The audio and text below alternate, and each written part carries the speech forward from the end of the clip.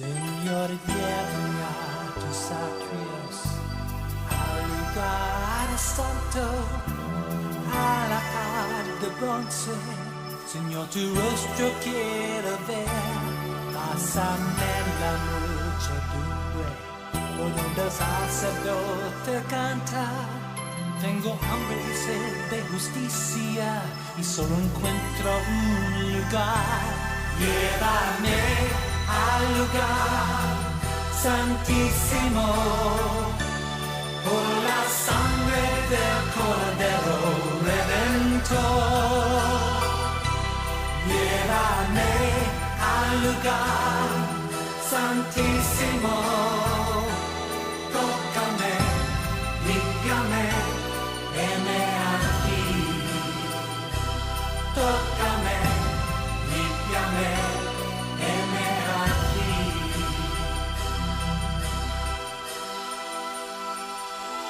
Señor, llévame a tus atrios, al lugar santo, a la paz de bronce. Señor, tu rostro quiero ver, pásame la muchedumbre, por donde el sacerdote canta. Tengo hambre y sed de justicia y solo encuentro un lugar. Llévame al lugar santísimo, por la sangre del Cordero Redentor. Llévame al lugar santísimo, tócame, límpiame, heme aquí. Tócame, límpiame, heme aquí.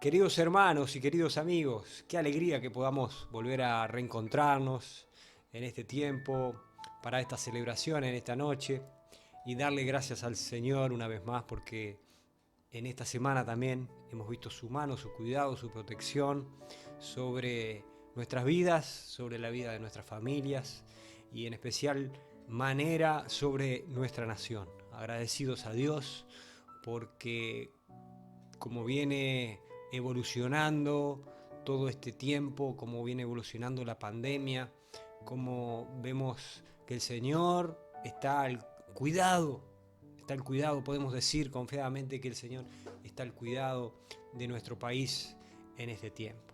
Queridos hermanos, comunicarles de que el próximo fin de semana estaremos comenzando las reuniones presenciales.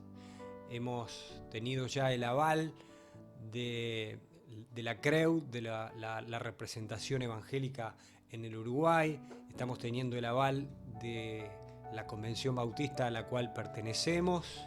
Y ahora sí tenemos luz verde para comenzar las reuniones presenciales que no teníamos hace ya más de 3 meses. Comunicarles, hermanos, en algún mensaje yo ya lo he dicho, que esto va a ser diferente. Cuando volvamos no va a ser lo mismo que cuando nos fuimos. Cuando nos volvamos a encontrar, nos vamos a encontrar con cosas distintas, diferentes. Nuestras reuniones no van a ser lo mismo. ¿Por qué? Porque se ha elaborado un protocolo en el cual nosotros tenemos que acatar, seguir esa normativa que se ha fijado por parte del Estado en común acuerdo con los representantes de la representación evangélica en el Uruguay, y en donde se determinan determinadas pautas que nosotros tenemos que seguir. Por lo tanto, hermanos, en el correr de la semana nosotros vamos a ir comunicando un poco el procedimiento que vamos a ir teniendo para el día que podamos volver a estar juntos.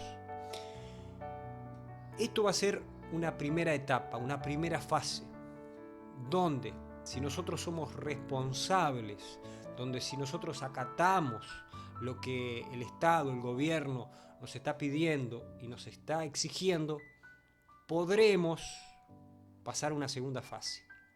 Los hermanos de la CREU nos han comunicado también de que posiblemente dentro de 15 días, 20 días, el gobierno va a volver a comunicarse con ellos para evaluar nuevamente la situación y poder pasar a una segunda fase.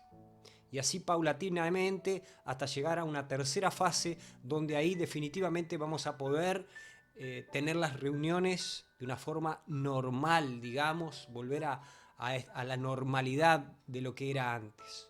Pero todo esto va a ser de una manera paulatina y lenta. Como dijo ya en algún momento nuestro presidente de la República, el doctor Alberto Lacalle, la canilla hay que ir abriéndola de a poquito. Esto va a ser de manera gradual y nosotros tenemos que ir paulatinamente acatando estas medidas. Tenemos que ser serios, tenemos que ser responsables, tenemos que pedir sabiduría, inteligencia al Señor y que el Señor nos vaya guiando y determinando en cada una de las cosas que tenemos que ir haciendo. Por el momento, adelantarles de que nuestras reuniones van a estar limitadas para personas. Los mayores de 65 años no podrán estar en esta primera fase. Tampoco los niños podrán estar en esta primera fase. Tendremos solamente, se puede tener una reunión al día con todo este protocolo que tenemos que seguir, manteniendo la distancia, cubriéndonos, teniendo el tapaboca como lo hacemos habitualmente cuando vamos de compra, cuando vamos al supermercado. Bueno, de esa misma manera. Las reuniones en un principio van a durar solamente 45 minutos. No podremos en ese tiempo tampoco tener demostraciones de afecto, ya sea apretón de manos, abrazos, un beso con el hermano. Todas esas cosas que antes las hacíamos no la vamos a poder hacer en esta nueva normalidad, por lo menos en esta primera fase. Por eso les decía, hermanos, que esto va a ser distinto, va a ser diferente. Yo lo comenté en algún momento, que cuando volvamos nos vamos a encontrar con muchas cosas distintas, diferentes. Va a llegar un momento que vamos a volver a esa normalidad total, pero mientras tanto tenemos que ser serios y responsables, porque si nosotros no actuamos con responsabilidad, tampoco vamos a poder llegar a la segunda fase y tampoco a la tercera. Y cuanto más demoremos, más vamos a retrasar el hecho de poder congregarnos totalmente en libertad y poder hacer las cosas como las hacíamos antes. Por eso, hermanos, desde ya vayamos preparándonos para ese tiempo. Pero damos gracias al Señor de que comenzamos ese proceso ya para poder congregarnos nuevamente. Y en eso nos alegra y agradecidos al Señor por eso. Hermanos, también queremos en este día hacer un especial reconocimiento y un homenaje a cada una de nuestras madres, a esa mujer tan maravillosa, tan hermosa, que es nuestra madre, la que nos ha dado la vida, aquella que Dios ha usado para que nos trajera al mundo, la que nos ha amado, la que nos ha dado todo lo que somos. Por eso en este día también queremos decirle gracias a cada una de esas madres que nos están viendo en este tiempo también, agradecer por sus vidas, por su entrega, por su amor, su dedicación, por cada uno de sus hijos también. Darle gracias al Señor. Y vamos a orar también ahora por sus vidas. Y bueno, y ya quiero aprovechar también para comentarles de que en esta noche, siguiendo un poco la serie que veníamos hablando y tratando en este tiempo, y dando la oportunidad a pastores de diferentes lugares, de diferentes departamentos. En esta oportunidad nos va a compartir la palabra un pastor de la ciudad de Montevideo, del barrio Peñarol. Algunos van a estar muy contentos cuando digo este barrio, el barrio Peñarol.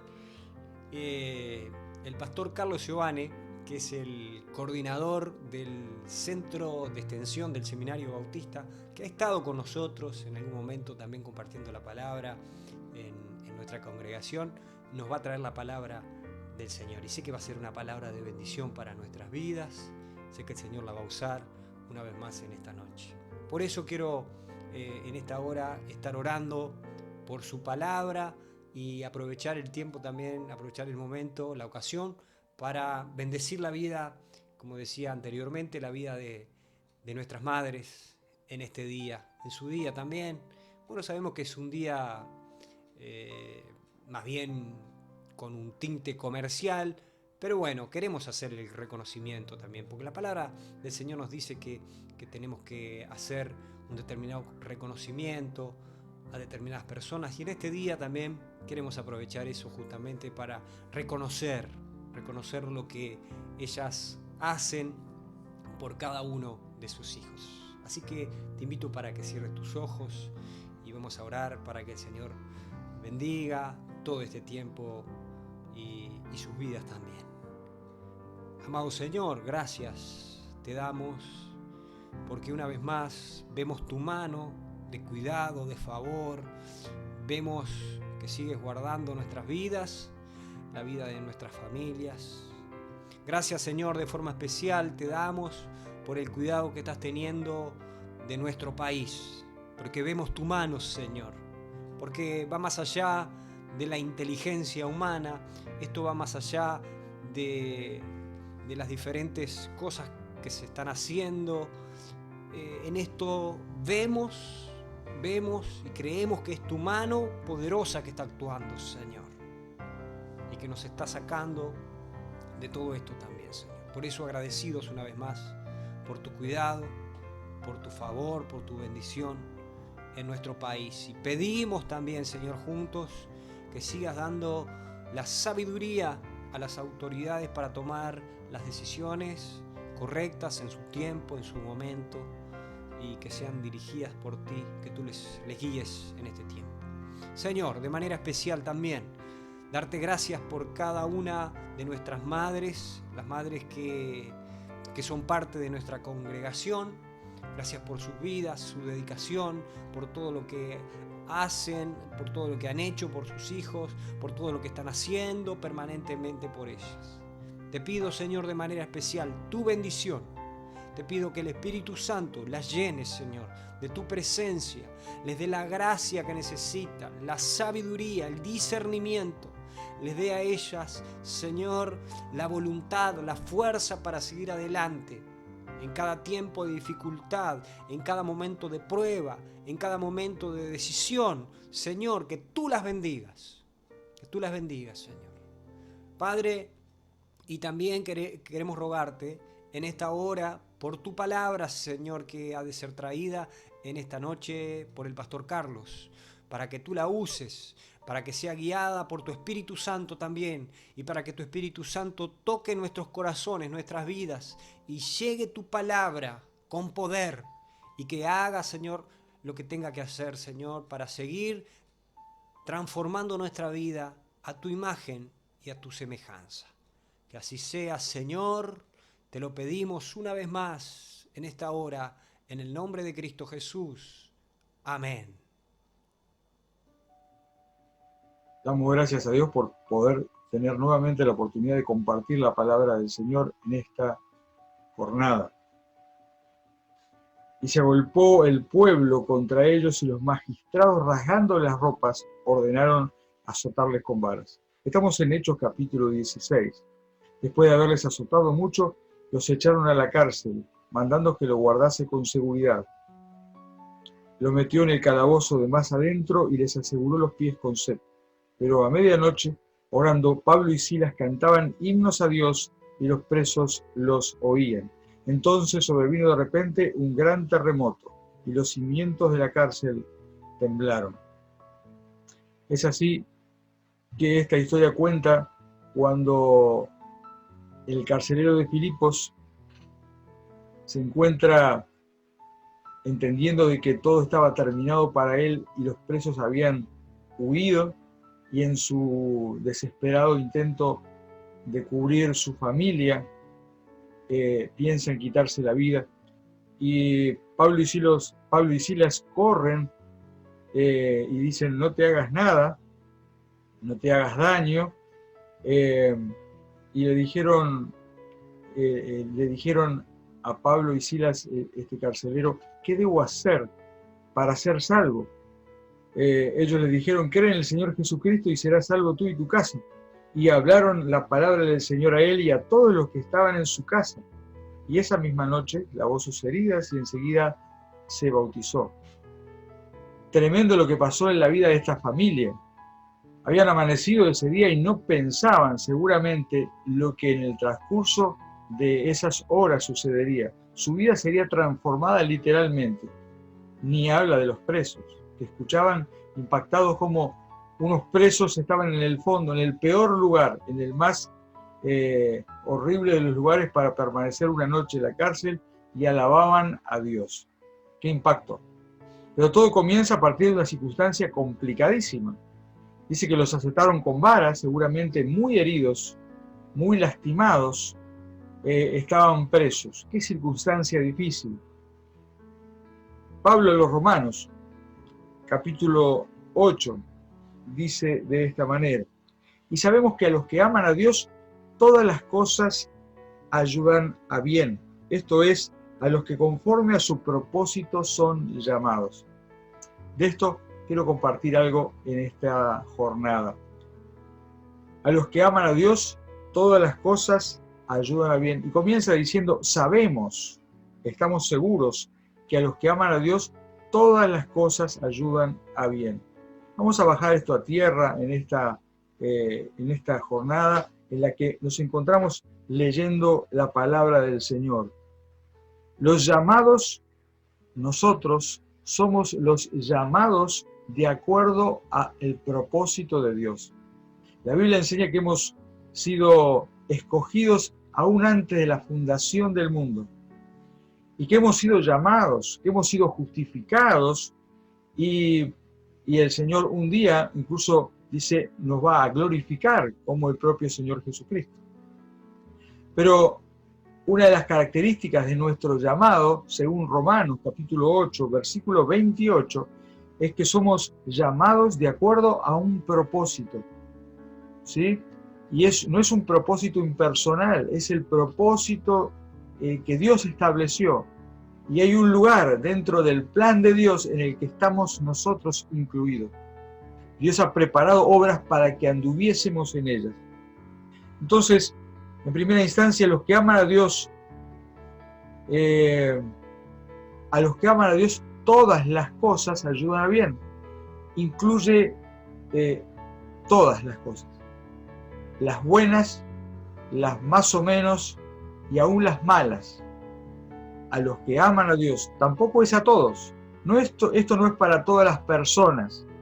Este dicho se ha popularizado, esta parte de la palabra del Señor se ha popularizado, y alguien la sacó tal vez de contexto en algún momento y dijo: bueno, todas las cosas de alguna manera ayudan para bien. Y esto no es verdad. Esto no es para todos. Esto es para los que aman a Dios. ¿Y quiénes son los que aman a Dios? Son los que, de acuerdo a su propósito, son llamados. A los que, como nosotros, espero que todos los que estamos escuchando y atendiendo este mensaje de la palabra de Dios, como nosotros un día, pecadores, como todos los seres humanos, Hemos reconocido a un Dios soberano sobre nosotros, no una entidad impersonal, no el universo o al éter o a la suerte o a la casuística, sino a la contundente presencia y realidad de un Dios personal, trino y soberano, revelado en la Biblia, reconociendo nuestra desobediencia delante de Dios, arrepintiéndonos de nuestros pecados, agradeciendo la obra perfecta y completa de Jesucristo en la cruz, quien nos justificó por la fe, y renunciando a nuestra vida humana, a nuestra vieja vida, para ahora vivir para Cristo.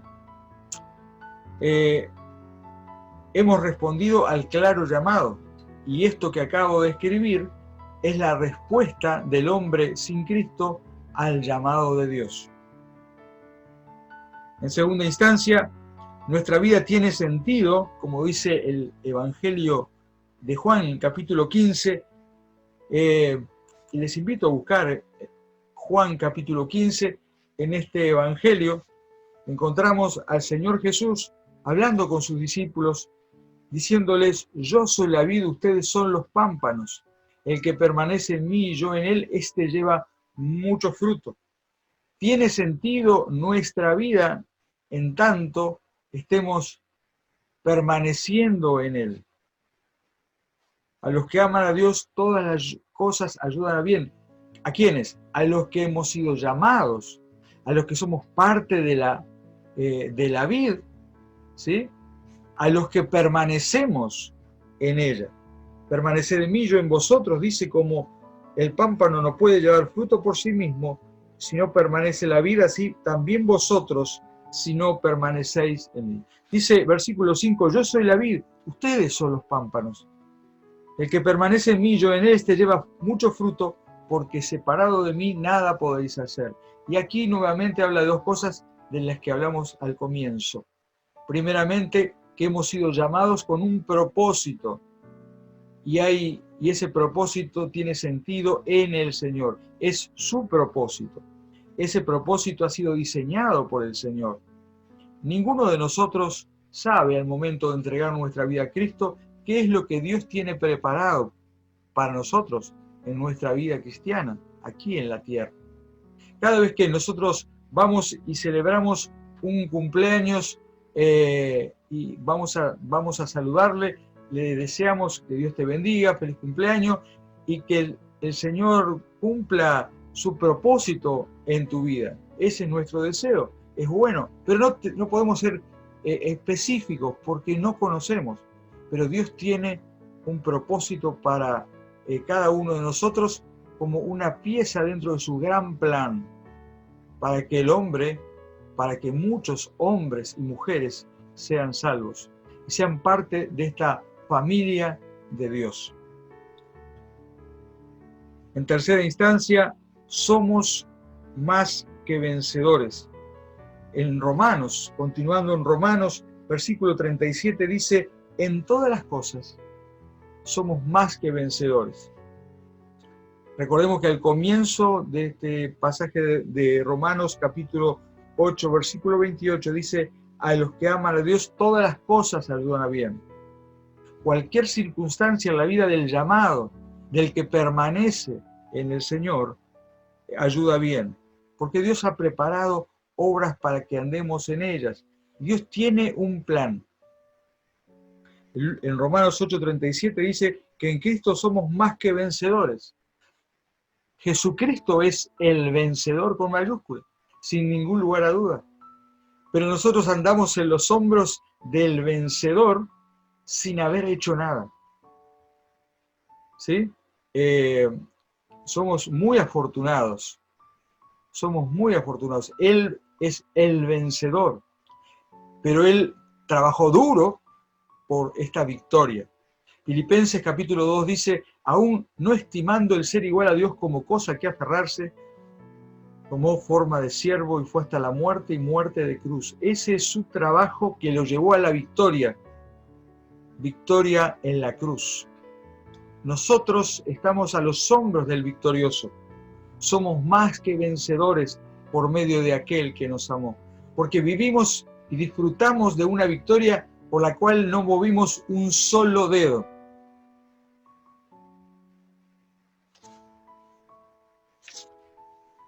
Ahora, cuando nos referimos a la vida personal, cuando pensamos en las circunstancias concretas de nuestra propia vida, en el diario vivir de cualquiera de nosotros o de la Iglesia de Cristo, se entra a complicar. Porque parece que una cosa es cuando está en la Biblia el texto y otra cosa es cuando esa Biblia, esa palabra de Dios se aplica a nuestra vida, a la vida de la Iglesia. A los que aman a Dios todas las cosas ayudan a bien. ¿Creemos esto? Espero que cada uno en su lugar haya dicho amén, porque la Biblia dice esto y debemos creerlo. Ahora, ¿y cuando nos enfermamos? ¿Y cuando nos quedamos sin trabajo? ¿O cuando nos tenemos que mudar de lugar porque está complicada la situación, de ciudad, de país, de barrio? Cuando nos quitan beneficios que teníamos, cuando nos discriminan por ser cristianos, cuando se burlan de nosotros, cuando somos perseguidos, cuando somos presos por ser cristianos, cuando no se nos permite abrir los templos, cuando se nos dan largas al asunto para no abrir los templos, y nos sentimos ofendidos y nos sentimos violentados. ¿Cuál es nuestra reacción? ¿Seguimos creyendo que a los que aman a Dios todas las cosas ayudan a bien? Dice que nuestros hechos muchas veces hablan más que nuestras palabras.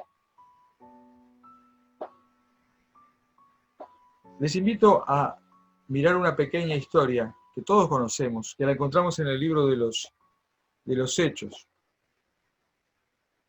Pedro y Juan iban al templo, Hechos capítulo 4.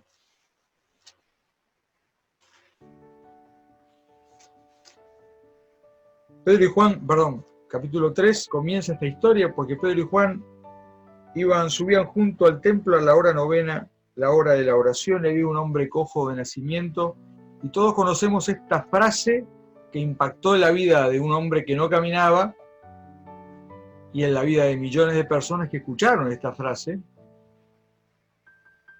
e impactó también en sus propias vidas. Dice: no tenemos ni plata ni oro, pero en el nombre de Jesucristo, levántate y anda.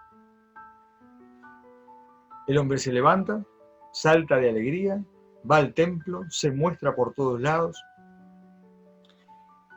Y llegamos al capítulo 4. Y en el capítulo 4 encontramos a Pedro y Juan ante el concilio. ¿Qué habían hecho de malo? Estaban predicando el evangelio, habían sanado a una persona, ni le habían cobrado nada como cualquier médico cobraría. Habían dado lo que tenían en el nombre de Jesucristo, levántate y anda.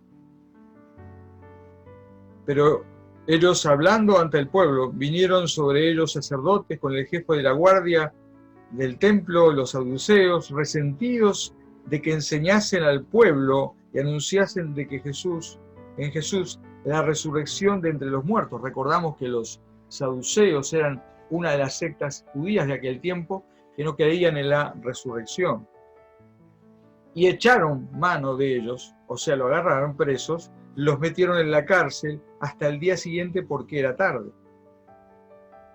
Y bueno, estuvieron allí. Al día siguiente los llevaron ante Anás, Caifás, y lo que se les ocurrió hacer a estos creyentes, a estos cristianos, que habían sido tomados de sorpresa, agarrados y metidos a la cárcel hasta el otro día, dijeron: ¿y ahora qué tienen que decir? En su defensa, en nuestra defensa, dijeron Pedro y Juan. En el capítulo 4, versículo 8 en adelante, dice: y Pedro, como cualquier cristiano, lleno del Espíritu Santo, después de pasar una noche preso, le dijo: gobernantes y ancianos de Israel, puesto que se nos interroga acerca de todas estas cosas, y si continuamos leyendo, lo que se les ocurre a ellos no es defenderse a sí mismos, no es comenzar un alegato o llamar. Podemos hacer una llamada, tenemos derecho, ¿sí? Esto es un atropello, está en contra de las convenciones y no. Lo primero que se les ocurrió hacer es: qué oportunidad. Pedro y Juan, llenos del Espíritu Santo, y me hace recordar a lo que un par de capítulos antes había sucedido en Pentecostés, la iglesia reunida, los creyentes reunidos en el aposento, y llega el Espíritu Santo, y el Espíritu Santo llena sus vidas y comienzan a testificar. Pedro, lleno del Espíritu Santo, en lugar de defenderse a sí mismo y a su compañero en su posición de ciudadanos, de por qué se les estaba acusando, lo que se le ocurre es hablar del Evangelio. Y a los 4 o 5 versículos ya le está diciendo: y en ningún otro hay salvación, porque no hay otro nombre bajo el cielo en que podamos ser salvos. Entonces, viendo el denuedo de Pedro y de Juan, sabiendo que eran hombres sin letras, la gente se maravillaba. ¿Qué es lo que sucedió? En este pasaje, circunstancias, cualquier tipo de circunstancias. Dice: sin embargo, para que no se divulgue más entre el pueblo, vamos a amenazarles. Y les amenazaron, los llamaron, les intimaron, versículo 18, les amenazaron que no hablasen en el nombre de Jesús. Y Pedro no se le ocurrió mejor idea, en lugar de agradecer: muchas gracias porque, bueno, la estamos llevando bastante bien, bueno, ¿podemos sacarnos una foto con ustedes? No, dijo: ¿saben qué? Juzguen ustedes, ¿qué es más justo? ¿Obedecer a los hombres o a Dios? Este cristiano redobla la apuesta cuando es un momento difícil, lleno del Espíritu de Dios, porque Dios no nos ha dado espíritu de cobardía, sino de poder y dominio propio. Entonces, los que le acusaban, los que iban en contra de los cristianos, les amenazaron y les soltaron, porque no podían ya retenerles en este momento. Lo que sucedió fue lo siguiente, en el versículo 23. Y puestos en libertad, vinieron a los suyos y contaron todo lo que los principales sacerdotes y los ancianos habían hecho con ellos.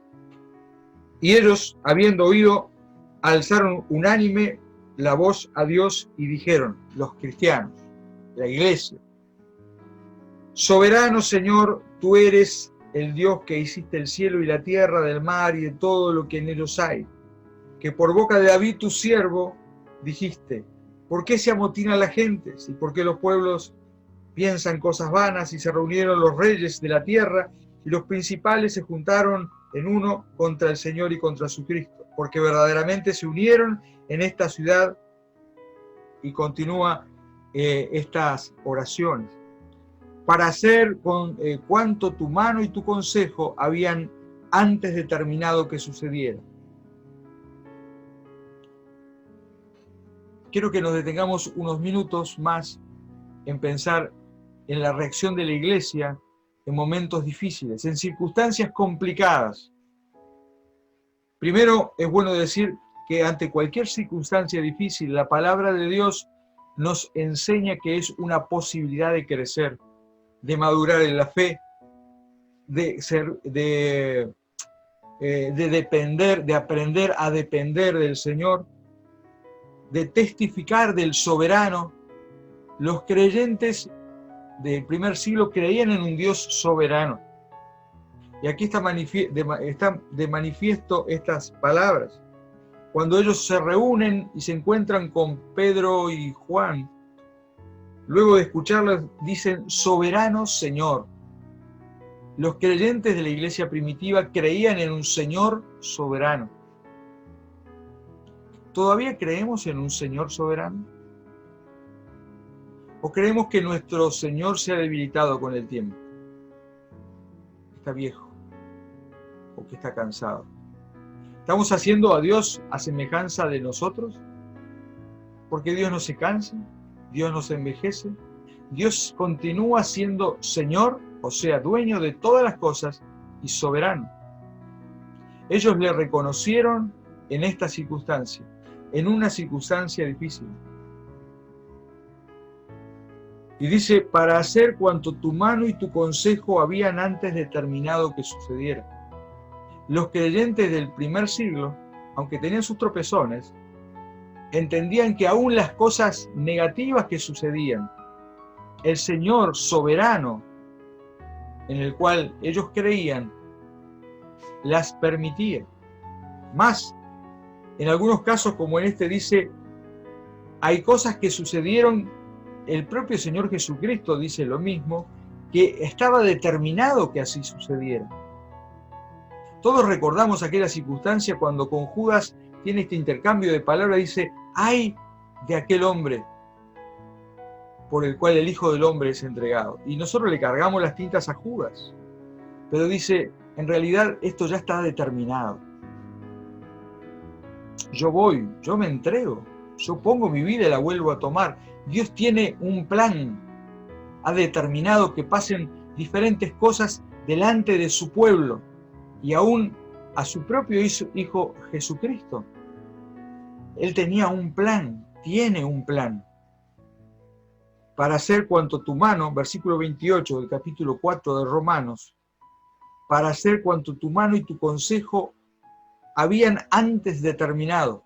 La iglesia primitiva creía en un Dios soberano, que tenía un plan y que tenía un propósito para cada uno de sus hijos. Al igual que al comienzo hablábamos de que, bueno, el Señor seguramente tenía el plan de que el carcelero en Filipos y su familia entregara su vida a Cristo, que fuera seguramente parte de el comienzo de aquella congregación en aquella ciudad, que sería de tanta bendición al ministerio de Pablo. De la misma manera, el Señor tenía un plan para este cojo que durante muchos años había estado pidiendo limosna, pero ese día habría de recibir no más limosnas, sino un regalo precioso de la gracia de Dios a través de Juan y Pedro. Y Dios tenía el plan de que estos hombres fueran presos. Nadie le gusta ir preso, nadie le gusta estar siquiera pasar un rato dentro de la comisaría, y menos dentro de una cárcel toda una noche, de ser azotado. Sin embargo, era el plan de Dios. Y no encontramos en ninguna parte ni a Pedro ni a Juan quejándose entre ellos, cantaban himnos, ni ante las autoridades, predicaban el Evangelio, ni cuando se encontraron con los demás creyentes, contaban todo lo que Dios había hecho con ellos. Y ni siquiera los creyentes, al escuchar todas esas difíciles circunstancias que vivieron,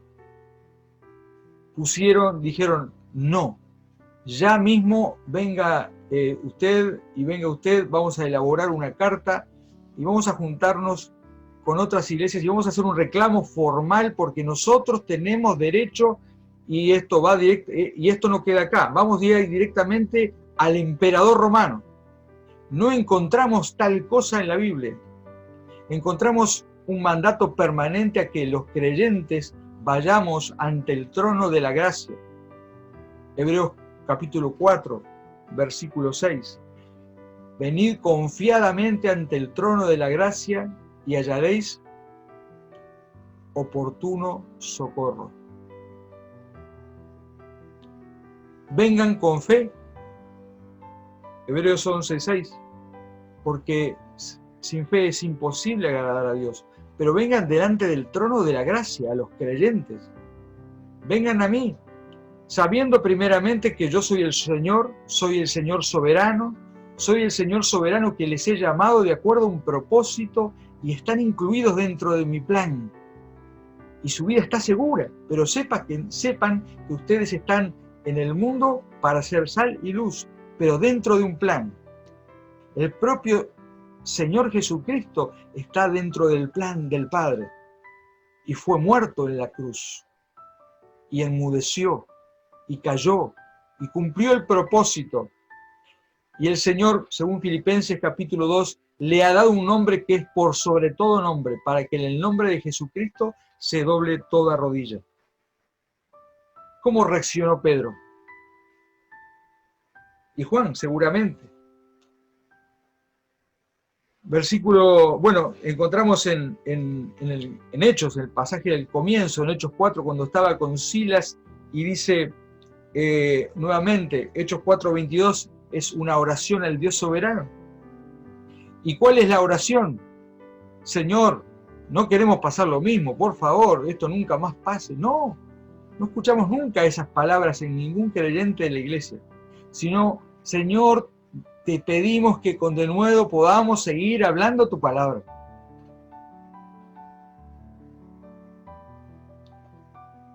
Les invito a mirar al final los versículos finales de Hechos capítulo 4, versículo 29 en adelante. Y ahora, Señor Jesucristo, recordemos que la iglesia primitiva fue perseguida por decir Señor a Jesucristo, no a las autoridades de gobierno del momento. Señor Jesucristo. Por eso cuando aquí dice Señor, es para pararse al lado de la foto, por decirlo de alguna manera, es dirigida a Jesucristo, no al César. Ahora, Señor, mira sus amenazas. Tú eres el soberano, el verdadero jefe del mundo, el dueño de todas las cosas, el dueño del partido y el dueño de la pelota. Y eres nuestro Padre, nuestro amigo, nuestro Señor y nuestro Salvador. Dice, concede a tus siervos que con todo denuedo hablen tu palabra, pero estos creyentes eran masoquistas, diría alguno. No querían parar de sufrir. Van en contra de lo que se publicita por ahí hoy en día. Pare de sufrir. Sin embargo, estos creyentes, luego de estar sufriendo circunstancias difíciles, siguen dando gracias a un Dios al que declaran lo que es Señor, dueño de todo, soberano. ¿Sí? Soberano sobre todas las cosas, que nada se le puede oponer. Ni siquiera nosotros, por supuesto. A ese Señor se le dice, por favor, está atento a lo que nos está sucediendo. Al Señor. Inmediatamente dice, lo que te pedimos es que nos permitas continuar haciendo el ministerio para el cual tú nos has llamado. Queremos hablar con denuedo tu palabra.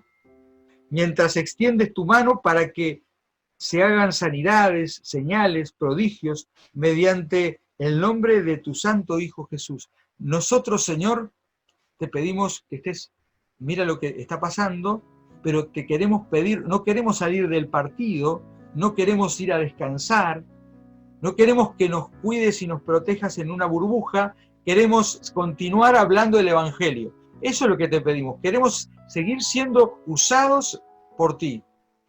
Y te pedimos más, sabiendo de que tú continúas obrando. Dice, mientras extiendes tu mano. Los creyentes del primer siglo, y ojalá que cada uno de nosotros y como iglesia, continuamos siendo conscientes de que Dios continúa obrando en medio de los tiempos, y aún en este tiempo. Cuando hubieron orado, hablado con Dios, recalco, cuando terminaron, oraron. Esto hablaban entre ellos, pero cuando terminaron, oraron al Padre, en el nombre de Jesús. El lugar que estaban congregados tembló. Y todos fueron llenos del Espíritu Santo. Y Dios cumplió su deseo. Y hablaban con denuedo la palabra de Dios. Estamos en tiempos complicados y va a haber tiempos más complicados. Pero en estos tiempos complicados, hermanos, yo creo que como creyentes en el Dios, en el Señor soberano, tenemos que recurrir no como en última instancia a Dios, como nos sucede cuando nosotros estamos enfermos y hacemos todas las cosas. Y cuando ya no hay nada que hacer, decimos, ya no hay nada que hacer. Ahora solo Dios. ¿Por qué? ¿Por qué no hacemos todo al revés? ¿Por qué no vamos primero al Señor? Él es el soberano, Él es el Señor. Y en momentos difíciles, como muchas veces está pasando la iglesia en diferentes partes del mundo, a quien debemos acudir no es al juez injusto de la parábola. Eso es una parábola para mostrar que al fin y al cabo el juez justo, según Lucas, el juez justo siempre está atento a sus hijos. Así que debemos acudir permanentemente a nuestro Señor. Sabemos que tenemos abogado en el Señor Jesucristo, que está delante del Padre, que el Espíritu Santo intercede por nosotros. Nuestro ruego, nuestra oración, nuestros discursos, nuestras palabras, nuestros recursos deben estar dirigidos en primera y en segunda instancia y en tercera instancia al Señor, en oración, creyendo que recibiremos por fe, sabiendo que Él tiene un plan, que hemos sido llamados de acuerdo a un propósito y que a los que aman a Dios, les invito a buscar nuevamente Romanos, sabemos que a los que aman a Dios, todas las cosas ayudan a bien, aun aquellas cosas que aparentemente son negativas, o que son negativas, pero Dios tiene un plan que las da vuelta y las hace positivas, de acuerdo a su propósito, y nos incluye en ese plan, en ese momento y en ese lugar de la historia. Esto es, a los que conforme a su propósito son llamados. Hermanos, no somos piezas de un ajedrez de Dios que juega con nosotros, poniéndolos y ubicándonos en la cancha o en la vida sin que nosotros podamos movernos para nada, sino que somos personas salvadas, somos los que aman a Dios, somos aquellos que hemos sido llamados de acuerdo a su propósito y que Dios pretende que nosotros nos mantengamos dentro de los planes de Dios y que nos sometamos a los planes de Dios, aunque nos parezcan peligrosos, aunque nos compliquen la vida, aunque nos parezcan difíciles, aunque nos afecten, aunque nos violenten. Creemos que nuestra vida está en Cristo y que cualquier circunstancia de la vida del creyente, a los que aman a Dios, esto es, a los que de acuerdo a su propósito son llamados, ayudan a bien. Estos días hemos vivido en Uruguay y en muchas partes del mundo diferentes circunstancias, pero en Uruguay, por ejemplo, el cierre de los templos. Y ha causado diferentes efectos en la vida de las iglesias y en la vida de los creyentes. En principio, muchos dijimos, ¿y ahora qué vamos a hacer? Como si la iglesia hubiera nacido en el templo. No nació en ningún templo, nació en una casita, en un apartamento alto, muy humilde. De hecho, se reunió por las casas por siglos. Se reunió en catacumbas, en cuevas, en plazas, al costado del río, en muchos lugares. Pero templos, mucho después. Y algunos dijimos, ¿qué vamos a hacer? Con el correr de las semanas, por la gracia de Dios, creo que muchos fuimos entendiendo de que teníamos que seguir la vida de la iglesia a pesar de no poder usar los templos. Y dijimos, bueno, vamos a tener que hacer otras cosas y oramos y buscamos cómo Dios quiere hacer su propósito a través de su iglesia sin los templos. Y pasamos 3 meses sin templos, reuniéndonos, estudiando la Biblia a través de las redes sociales, a través de las plataformas virtuales. Oramos por teléfono nos visitamos con llamadas telefónicas, entregamos canastas predicando el Evangelio en las puertas de las casas, oramos públicamente en las veredas de las casas con las personas que nos encontramos. No nos reunimos, el templo estaba vacío, está vacío. Las personas siguieron escuchando el Evangelio. Son momentos difíciles, son circunstancias complicadas. Ahora, no tenemos que irnos al peligroso límite de algo que leí, un término era la templolatría, ¿sí? Es lindo y es bueno, y va a ser buenísimo poder encontrarnos nuevamente en los templos. Casas de Dios, sí, claro. Lugar para que la iglesia se concentre a planificar, a desarrollar y a alabar juntos al Señor, por supuesto. Pero con templo o sin templo, la iglesia de Cristo debe seguir haciendo el ministerio para el cual ha sido llamado. Recordemos, somos, según la palabra de Dios, hombres y mujeres. Somos llamados, cada uno de acuerdo al propósito de Dios. Que no nos detenga nada, que no nos detenga ningún virus, ni ningún edicto de ningún gobierno de ningún país del mundo. Que no nos sintamos coartados por nada, ni afanosos en ese sentido. Entiendo que hay un gran deseo y es muy legítimo, muy bueno, y todos queremos juntarnos en el templo y abrir y decir: esta es la casa de Dios, pero la verdad, hermanos, la gente que necesita escuchar el Evangelio está en las cárceles, está en las calles, está en las ferias, no está en el templo. Dios ha permitido todo esto. Nos ha permitido, después de muchos y muchos años, creo que en Uruguay la primera vez, es decir, no vayan a los templos, no pueden ir a los templos. Ahora, ¿cómo me siguen? ¿Cómo es la vida de una iglesia sin templo? ¿Es posible la vida de una iglesia sin templo? Claro que sí. Lo que es imposible es la vida de una iglesia sin creer en el soberano, en el Señor, en el Todopoderoso, sin cumplir el ministerio para el cual ha sido llamada. Si una iglesia no cumple su ministerio, seguramente puede llegar a dejar de ser iglesia, será el club de los cristianos del barrio, pero no una iglesia cristiana.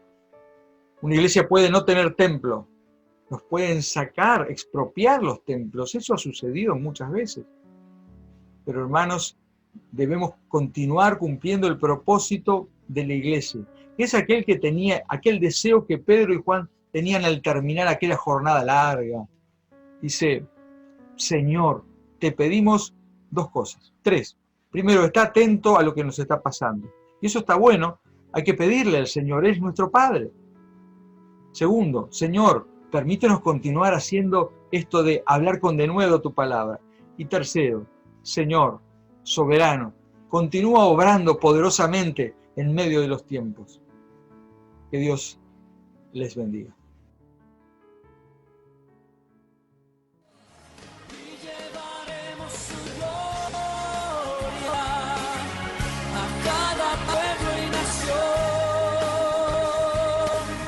Trayéndoles esperanza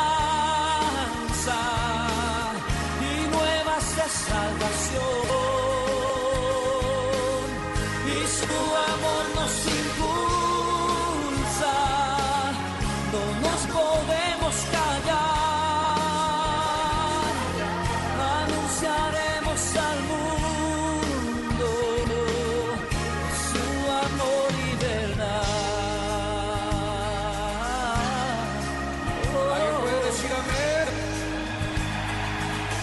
Somos el pueblo de Dios. Somos el pueblo.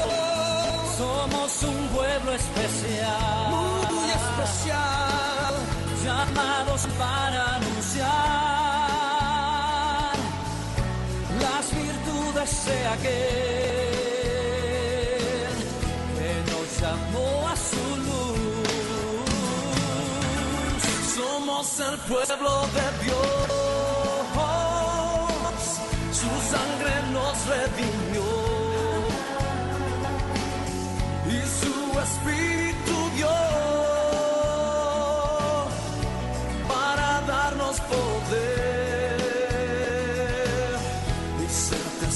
lejos de él. Cante con nosotros, llevaremos Y llevaremos su gloria a cada pueblo y nación, trayéndoles esperanza y nuevas de salvación.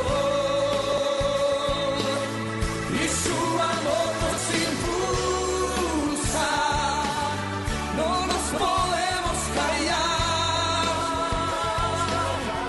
Anunciaremos al mundo de su amor y verdad.